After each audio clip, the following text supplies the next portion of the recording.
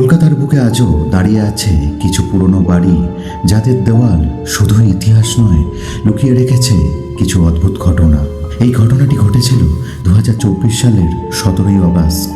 সৌম্য দত্ত 34 বছরের একজন স্কুল শিক্ষক। তার দাদুর 92 বছরের পুরনো বাড়িতে তিনি ঘুরতে গিয়েছিলেন। বাড়িটি শ্যামবাজারের কাছে একটি পুরনো গলিতে অবস্থিত। সেদিন রাত 1:17 কারেন্ট চলে যায়। সৌম্য টর্চ জ্বালিয়ে নিচতলা স্টোর রুমের পাশ দিয়ে যাচ্ছিলেন। ঠিক তখনই তিনি শুনতে পান সিঁড়িতে কারো ধীরে ধীরে ওঠার শব্দ। প্রথমে তিনি ভেবেছিলেন চোর ঢুকেছে, কিন্তু ওপরে গিয়ে দেখেন পুরো তলা ফাঁকা। নিচে ফিরে আসতেই তিনি খেয়াল করেন স্টোর রুমের দরজাটা খোলা, অথচ কয়েক মিনিট আগেই সৌম্য নিজেই সেটিকে বন্ধ করেছিলেন। দরজার সামনে দাঁড়িয়ে টর্চের আলো ফেলতেই তার চোখ পড়ে দেওয়ালে ঝুলে থাকা একটি পুরনো সাদা কালো ছবিতে। ছবিটা হালকা দুলছিল।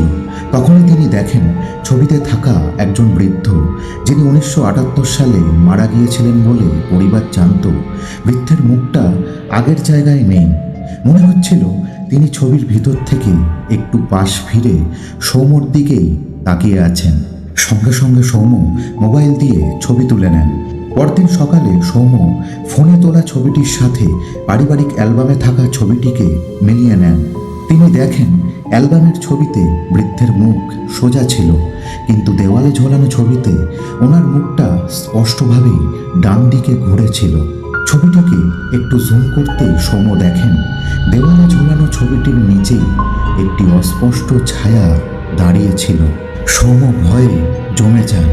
আজও রাত 1টার পর কেউই আর সেই স্টোর রুমের সামনে দাঁড়ায় না।